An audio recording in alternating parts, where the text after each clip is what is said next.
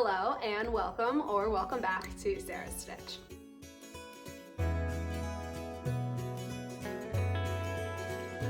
This is my knitting podcast here on YouTube where I can talk to all of you about my knitting makes, works in progress, acquisitions, all that good stuff because, as I've said many a time before, I am the only knitter I know personally. So instead of annoying my friends, family, and boyfriend about all of my knitting talk, I'm just going to talk to all of you. So, if you're new here, I am 28 years old. I live in Hoboken, New Jersey, which is right across the river from Manhattan, disclaimer, there may be car honking. There may be people yelling down there. You're right by the window today. It is a Sunday, late afternoon. A lot of football has already happened today. There's been a lot of drinking from the outside people, so you may hear some shouting. Sorry in advance. And what else? I am an accountant, I am an accountant from 9 to 5, and then I knit pretty much every chance I can get after that. And yeah, I think that's it. So let's get started. I don't have any finished objects today. However, I do have my MKAL, which I have finished week 2 of the MKAL. So I will say this is a spoiler. If you don't want to see anything of week 2, skip 3 minutes. I might put the timestamp on below here if I remember to where you can skip to if you don't want to see it, but I will be showing my MKAL. So I knit this a few times because the drama with Clue 1, which was disconcerting to say the least, the amount of drama that came forth with Clue 1. And I completely understand where the people who saw the swastika were coming from because that's terrible. No one wants that. We all know it was unintentional. So I saw that all unfold kind of in real time. I had started knitting a little bit of the original Clue 1 Thursday morning when the Clue had come out, but then I had to go to my office for work because job. And I had kind of been paying attention to the thread throughout the day just to see what people were saying, and that's when I had noticed the original post that said that Clue 1 had looked like the swastika. And I personally, I saw more of a Celtic knot personally, but when one person said that, maybe it's how I was brought up, whatever, I personally did not want that to even be a thought when I have my shawl, because I would like to wear my shawl, and I personally don't want to walk around with a hate symbol, regardless of what I see or not, on my shawl. So I had originally already started planning on doing something different for the center just to be done with it. And this was before Steven had even come out with the modified color block situation, and then obviously our now official Clue 1 of the radiating squares. So I had come up with kind of like a fading triangle. It's similar to what I have now. So I'll put a picture up of what I originally had done. And I knit this in a day or two. It was great. But the longer I looked at it, the more that it wasn't asymmetrical because every triangle started at a different color in my gradient. But my eye was getting drawn more to the dark color and the light color because contrast. And it was bothering me, not a lot, but it was bothering me enough that I was thinking about it for 3 days of ripping it, which I did rip. And I think I ripped it out Monday. So I had a couple days to do my now finished Clue 1, which I'll show my whole shawl now. So this is Clue 1 and Clue 2, but the ends are still a little bit disastrous in the back. So let's see, hopefully you can see that. So this is what the center of my shawl looks like. I did triangles with color 2 and color 4 as the outermost, and then continued the gradient from there. So I know there were a few people on Ravelry that have done something similar to this, but it was bothering my OCD ever so slightly to have this smallest triangle also match up with this first horizontal stripe. So I did 5 stripes in my triangle and did not start with color A on the outside triangle, so it wouldn't come in with this. And then yeah, so here we are now. I'm debating if I should block this or not before the next clue comes out because I have the time, but it may just make more sense to wait until we're done. But this is where we're at. And then for clue 2, I did use my 5th color that I had debated swapping out, which I'm glad about. I kind of wish I had brought it into clue 1 as well, but I think it's a nice like subtle contrast with the eyelet sections that spices it up a bit. So for clue 2, I just added in the 5th color as if it were color E. So I started with E and then A, B, C, D, E, A, B, C, D, E, A was how I did the clue 2 section. And if anyone is interested on how I did my center square, I have the instructions for how I did it on my Ravelry. Essentially, I just made a triangle, and instead of doing decreases on the outsides, I did German short rows, so I didn't have to go back and pick up stitches to do the square around the outside at the end. So that is essentially how I did it, but like cast on stitch numbers, all that is on my Ravelry, where this lovely project is located. So this is my MKAL. I have a few days now to not look at this, which I'm kind of grateful for since I've knit it quite a few times at this point.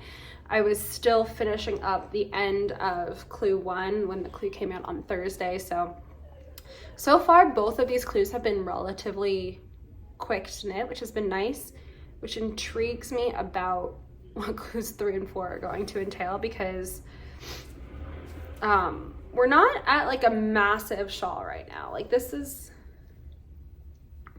it's sizable for sure. This is folded in half, but sizable, yes.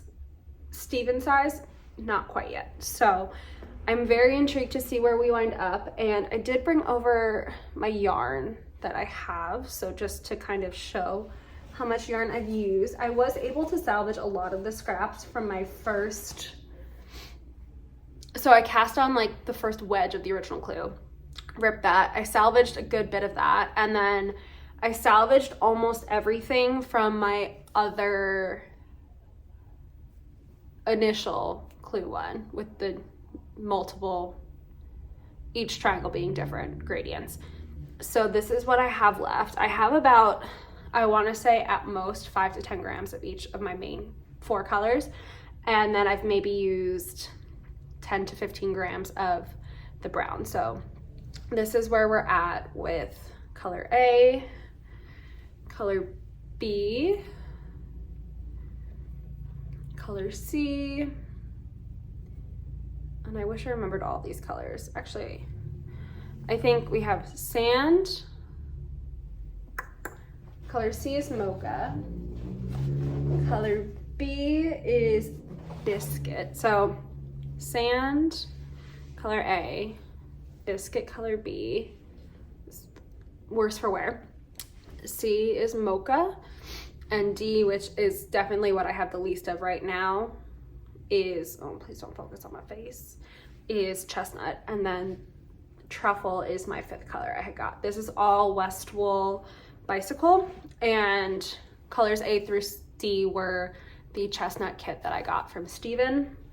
So I am going to wind up my second skeins of everything, because these are 50-gram skeins, before the next clue comes out, so I can be ready there. I'm probably not going to wind up any more of the truffle just because I don't think I'm going to use it all. And Steven has said that he's going to, or there's options at the end of the shawl to use up whatever bits you have left, / if you want to stop early, keep going, blah, blah, blah, the normal Steven strategy. So I think I'm just going to use up whatever is left of this in that extra bit of like tassels or whatever it may be, and save the other 50 grams for mittens or mitts or something like that. So I think that is it with Geogradient. Yeah, so that is Geogradient. All right, so next, other few projects I've worked on while I wasn't MKAL knitting, primarily last week when I was like so proud of myself for finishing early. I did start the second sock of my Coffee Talk socks, but it's still on the ribbing, so I did not bring them over to show. It is the socks I'm knitting out of a Homespun House Lavender Haze, and the contrast is Biscuit. But those should hopefully make an appearance next week because I will be working on them to and from work. But right now it's just ribbing, so not that exciting. The next thing I worked on is it must have been over the summer, I got a couple tubes cranked. So this tube is from Skein Yarn. It is from the Street Feet monthly club, and this was, I think, March, and the color was Paprika. So it's this really fun like micro stripe paprika color with, or saffron, maybe it was saffron. It's like this really pretty orange with green and then a little bit of like speckly stripes. And the contrast color was another speckled yarn. So I put cuff, toe, heel onto one of the socks. So this is the contrast that we're looking at. It's really, it's like bluey violet with, again, those orange paprika saffron speckles. And I did, there we go, full sock. We got a full sock. What did I do? I did 15 rounds on the cuff in 2x2 rib on a 2mm needle.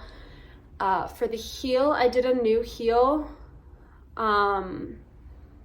it's new to me heel. I followed, who does it? Susan B. Anderson, the Smooth Operator heel. That's what I followed, which I haven't done before. It was, I mean, it was pretty straightforward. I fucked up. It was my bad. I unraveled a little bit too much, so I have a bit of a hole. I don't know if you'll be able to see it on camera. I have a bit of a hole right here that I need to sew up, but that's not on the pattern. That's just me being an idiot. And then for the toe, I just did a normal standard wedge toe. So yeah, one's done. Second one obviously needs to be done. I really need to learn my lesson and like maximize how much I use of the sock tube, because I think I'm gonna have like this much left after the second sock. So I guess I could maybe get shorties out of this too, but we'll see. Next time I do this, someone needs to please remind me to just cut the tube in half and then go from there. Don't just la-di-da it, because I want the most socks I can get out of this. So sock pair 1-ish, and then sock 2-ish that I worked on before I decided that I was going to rip my initial clue one was, oh shit, what is the name of this? Follow Your Path socks by Kay from the Crazy Sock Lady. Let me put this on the blocker because it's ribbed. And the yarn is Molly's yarn from a Homespun House. It is a one-of-a-kind like club colorway. The color, it's from it's one of the Little House on the Prairie yarns. I think it's Little Town on the Prairie, I want to say. It should be on my Ravelry, but this is what it looks like. Get this end out of the way. It's gorgeous. It's a couple years old, but it's super fun. I guess I'll show you the foot so you can see all the colors. But Molly did have a skein that was very similar, or like dyed similar to this color-wise. It was a little bit more neon in it. I think it was called Dancing in the Streets or Dancing on My Own or something, which she may still have in her shop, honestly. I know she had sock sets of it pretty much all summer. So if you like the color, check it out and see if she still has any, but gorgeous. This is Molly's soft sock base, and I'm just doing it all in one color, obviously, and I'm stitches away from being able to Kitchener the toe and start the second sock. So when I picked this back up, I was about here on the foot, so I did do a decent amount of knitting before I decided to rip. So I don't know if this will be another next week's work in progress, or if I will work on the lavender haze ones, just because I feel like 2 textured socks at the same time seems like a bit much, but we'll see. So sock, it's done with the sock talk. And then the only other thing I worked on, which was relatively briefly, I want to say, is my Azo hat. So this is by Petite Knit. I'm sure everyone has heard of it. And the yarn I'm using is Woolberry Fiber Company, Berry Merino, held double, and the colorway is But First Coffee, which was the January collective tonal from this year. So this is what it looks like. It's just a solid coffee brown, and it's a little bit darker than it's showing up here. My lights are blowing it out a bit, but just knitting away. I have, what's this, about 2 inches of stockinette, so just going round and round on this as much as I can, which I think this is what I'm going to knit on after this while I edit and for the rest of my week until week 3 clue comes out on Thursday. So we'll see. This, I think, feels like it's going to be my main knitting, just because I love some stockinette to just wear around. And then the other thing I worked on, which I've literally just forgot until right now when I looked at the bag, is my tessellated, which I have conceded that it's not going to get done for Rhinebeck because I took a break and reknit clue 1. So this is the back so far, which I picked up for the back. The back hadn't been started last week after I finished clue 1. So I made this much progress in a week, which is solid. So you can see I started where this red kind of color is. So I got about halfway up the back before the decreases start. So I'm happy with that progress, but there's no way in hell this will be done by Rhinebeck. The front is done. Most of the ends are woven in. So it's just the back and some arms, but that doesn't seem feasible in 5 days. So that is okay with me. I still love it. I'm going to wear the absolute hell out of this because I love these colors and I think it's going to block out so beautifully. So the colors are York, which is this main teal, and it is in Spinster's Daughter, which is a spin cycle. It's the spin cycle dyed in the wool base, but it's bare, and then Farmer's Daughter Fibers dyed it, therefore Spinster's Daughter, and colorway York. Then the spin cycle I'm using, which is probably easier to see on the front, is Mississippi Marsala, and this is what it looks like in skein or in ball form. So I don't know if you can tell, but in the center here, there's, maybe on the side, yeah. There is a bit of pastel colors coming at the very end of the skein, which I only have 2 skeins of this because that's what the project called for. But my first skein did not have any pastels in it, so I might have one sleeve that's pastel and one that's just oranges and reds because, first of all, this colorway is gorgeous. I don't know why I haven't used it before, but something about tessellated really sparked a lot of joy for me to use Mississippi Marsala, especially with the colors that I picked. And then the other color I'm using, which is, I think it's color C, and the pattern is my Floof, and this is Ranch Romance by Farmer's Daughter Fibers, and the base is Oh Dang, and it's so good. This is my first time using Farmer's Daughter Fibers, and 10 out of 10.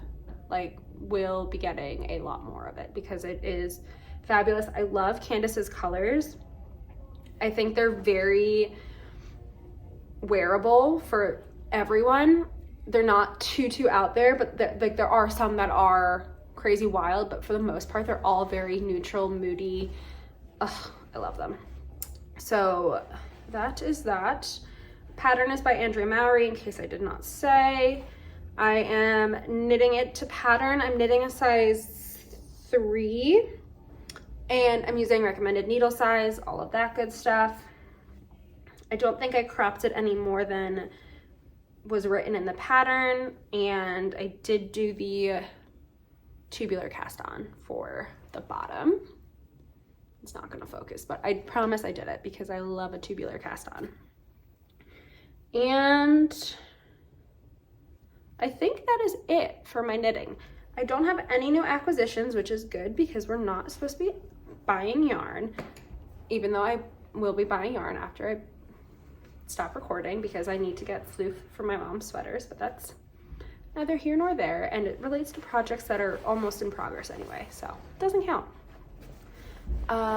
But what else? I don't have, so no acquisitions, and I have graded my Crawford vest. So I still need to, I like wrote out the words part for the bottom half, and I charted out, did the math for the decreases for the upper half, for the armholes and the v-neck for all sizes. So right now it's 11 sizes because I was trying to follow like what other people do for their grading, and it seems like a lot of designers have like 8 to 10 sizes if they're size inclusive, which I wanted to be as best I could, and I feel like I did.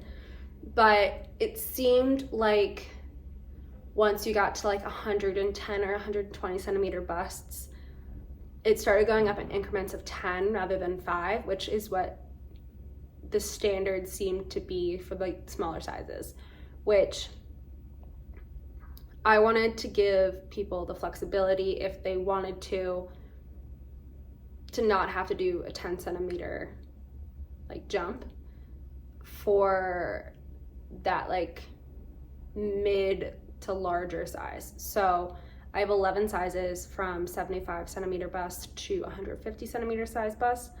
I don't know what that is in inches because I did all the grading in centimeters and have yet to calculate it to inches, but that is where we're at.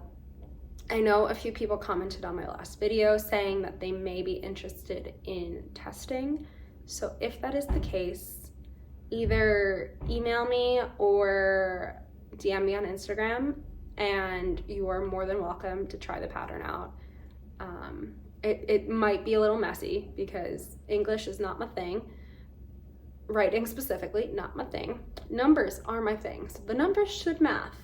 However, the words may not. And what else? It is going to be mostly charted. So just because there's so many, not so many, but there's a couple cables in there, I did chart most of it and just kind of, I charted most of it is the long and short of it. And I will have written out, after the front and back split, I'll write that out for all the sizes and have it charted too. So I think that is it. Oh, and I do have, because I couldn't decide if I wanted to do seed stitch or moss stitch, because I did my blue one with moss and my green one with seeds. So I have it written that you could do either, but I couldn't decide because I like them both. So they're both in there. And I think I'm going to knit another one size up from the green one that I made in Geogradient. I have it the natural with the flex, because I want a white one too, because I want all of them, because I'm proud of it. But yeah, so within the next week or so, depending on MKAL craziness, I should have a pattern somewhat drafted and definitely graded. So if you are interested, please do let me know. It has about 7 to 12 centimeters of positive ease right now, which is why I'm leaning towards doing a larger one for me, because my bust measurement is 86 centimeters, so I kind of fall in all patterns, like right in between, like a small or a medium or a 2 and a 3. So I want to do the size up from my green one just to show what more ease would look like. And because I have so many sizes, I'm hoping that it gives people the flexibility. If they'd like to have more or less ease, they could just choose a different pattern size. So that is the Crawford vest. And I think that is it. So thank you so much for watching if you stuck around this far. I hope you are enjoying your weekend, enjoyed your weekend if you're watching this on Monday, or if I post this on Monday, and you're enjoying your making. If you're doing the MKAL, please let me know how it's going for you. Were you able to catch back up? What did you think of the drama? I was so drained by it. And yeah, let me know if you want to test the Crawford vest. So I will talk to you all on Thursday. Bye.